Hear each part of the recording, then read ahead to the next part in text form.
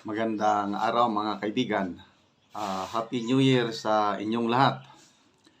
Medyo bad news po itong ibalita ko sa inyo, lalo na sa mga nagtratrabaho sa private sector, mga kababayan nating Pilipino. Tataas ang singil, contribution ng SSS sa mga private workers. Ito, may post si Mr. J. Sonsa. Sabi niya, after taking the 62 billion pesos of its funds, SSS funds, and transferred it to Finance Department, Island Maharlika Wealth Funds, and until now, there is no report of what happened to the money of SSS members. So, yan na. Klaro na yan 62 billion pera ng SSS i-transfer sa Finance Department, according to Mr. J. Sonsa. So, ito ngayon, may balita ang Manila Bulletin na nagsasabi, ang title is, Private Sector Workers Face Higher SSS Deductions Beginning 2025. Purpose is to shore up revenues and ensure long-term stability. So, magkano ang increase? Basahin natin dito sa news mismo. Private security workers will soon face higher SSS deduction as the state-run pension fund announced increased contribution rates to shore up revenues and ensure long-term stability. Effective January 1, 2025, the SSS contribution rate will rise to 15%. Okay? So, may circular tungkol dyan. The adjusted contributions rate will apply to all business, employers and employees, household employers and workers, kasambahay, kasama ang mga kasambahay, self-employed individuals, voluntary and non-working spouse members, and land-based OFWs. So, marami maapektuhan. Kaya magkano ang contribution? For business employers and employees, self-employed members, voluntary members, and non-working spouse members, the minimum monthly salary credit will increase to 5,000, while the maximum will be adjusted to 20,000. So, hindi nakalagay dito magkano ang contribution ngayon. Kaya lang, sa pag-increase, 5,000 pinakamababa, 20,000 pinakamataas. Ang laking deduction yan, yung 20,000. So, sinasabi dito, members who have paid contribution in advance for January 2025 and beyond must settle any underpayment to maintain their contributions at the new minimum deduction. So, ulitin ko mula sa present rate, tataas 5,000 pinakamababa, pinakamataas 20,000. Okay. So, tungkol naman sa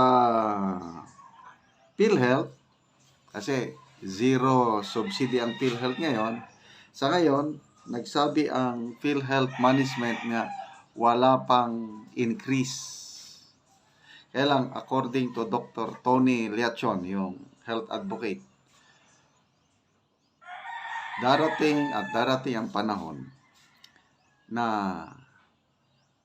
mag-increase ang deduction ng PhilHealth to cover up yung subsidy kasi na zero ngayon, dapat yun ang pambayad sa contribution ng mga indirect contributors. Example, senior citizen, mga persons with disabilities, mga indigents. Yan, hindi nakaka-contribute nito ng PhilHealth contribution, kaya ang magbayad nito yung government subsidy. Ngayon, zero government subsidy. So, pag walang gagawin ng PhilHealth, mauubusan sila ng pundo. So, ang gagawin, mag-increase ng contribution at most likely, according to Dr. Tony Liachon, ang mga paying members, example, ito, yung mga private sector, government employees na nagko-contribute, automatic deduction. Darating daw ang panahon, sabi ni Dr. Tony Liachon, na mag-increase ang deduction ng PhilHealth. So, ano ngayon ang magiging outlook ng bagong taon sa mga Pilipino? Ito, may survey ang SWS. Looking forward for the new year with hope. Okay. So usually, basta bagong tuig, bagong taon, tumataas ang pag-asa ng bawat Pilipino. Kasi, panimula eh.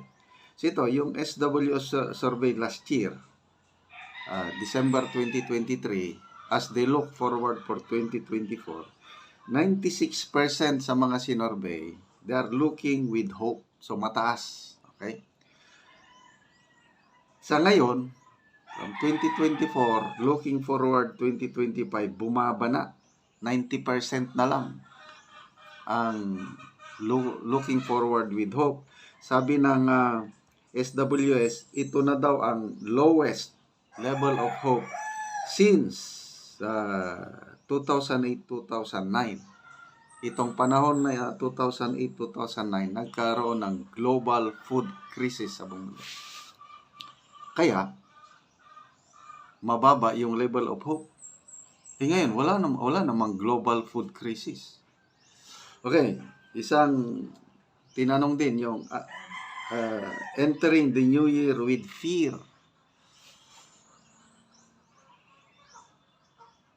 Sa survey ng SWS noong 2003, looking forward for 2004, 3% lang sa mga respondents ang nagsabi na they are entering the new year with fear. So, mababa. But then, this year, from 2024, entering 2025, 10% sa mga respondents ang nagsabi na may takot sila sa puso as they enter the new year for 2025. And according to SWS, ito ang highest level of fear since 2008 and 2009 dahil nga sa global food crisis noon. So, mataas. Nung panahon ng pandemic, walang ganitong taas na level of fear. Kahit naghihirap ng buhay kasi sa tingin ko, it's because of leadership. May tiwala sila sa namamahala sa gobyerno. Kaya, laban lang. Yun, nung panahon ng pandemic, hindi nakaabot ng ganitong they are entering New Year with a very high level of fear, or they are looking forward to the New Year with a very low level of hope.